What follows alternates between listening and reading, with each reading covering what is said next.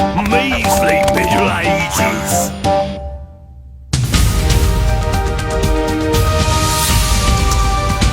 Hello and welcome to the news at when. When? The 1400s, when the kings of England ended up fighting a gruesome war with their own relatives for the right to the crown. Here with more details is Bob Hale with the War of the Roses report. Bob. Thank you, Sam. Well, the year is 1453, and that right there is Henry VI, though he could be called Henry the Sick because mentally he's rather ill. So unwell, in fact, that he can't run the country anymore. So his cousin, Richard Silly Name, turns up and says he'll become Lord Protector, meaning he'll run the country while the king is ill. What a lovely chap. Or is he?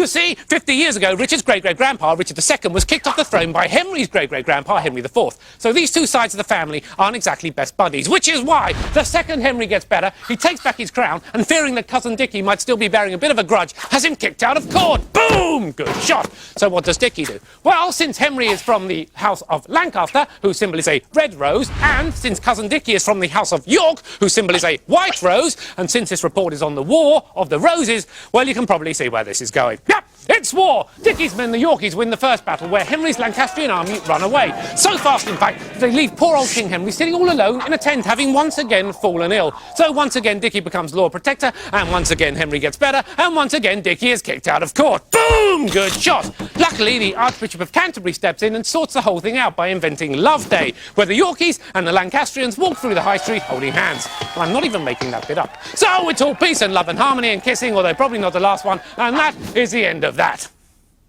Or so we thought.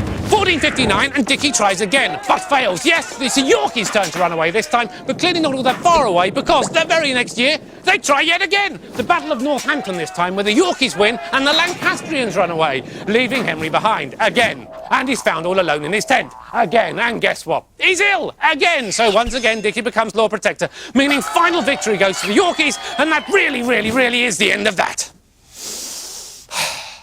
Or so we thought. Henry might be ill, but his wife refuses to give up. So she nips up to Scotland and borrows an army. And what do you know? Restarts the whole war! She really socks it to the Yorkies at the Battle of Wakefield, which has this effect on old Dickie boy. He's fainted. No, not really, he's only dead. Killed in battle, leaving his son Eddie to pick up where Daddy left off, which is getting beaten by Mrs. Henry. But Eddie's in luck. The people are suspicious of Mrs. Henry's Scottish army and decide they'd rather have young Eddie in charge. So he's crowned, and the Yorkies win, the Lancastrians lose, and that is the end of that. Really honestly this time, I promise. Or so we thought. Time for the biggest battle of the entire war, though. It's bigger than that. It's bigger than that. Yep, that's about right.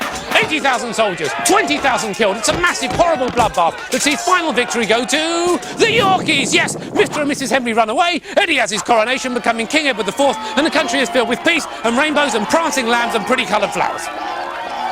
But not for long. Eddie falls out with his chief advisor, the Earl of Warwick, which is a bad move because Warwick is also known as the Kingmaker, and he promptly makes a king. He brings back, yep, you've guessed it, Henry VI. Remember him? Well, you can forget about him because it's 1471 and Warwick is killed in battle, then Henry is executed, which means Edward can take back the crown for the Yorkies and rule the country very nicely for years and years, and that is the end of the War of the Roses. Really, honestly this time, properly and forever, I swear. Unless you count the bit where Eddie dies and his brother Richard III takes over and then loses the crown to Henry Tudor at the Battle of Bosworth, but that bit's not important. After all, who's ever heard of the Tudors? All heard of the Tudors. All right, I know, everyone has. It was only a joke. Honestly, what is it with you people?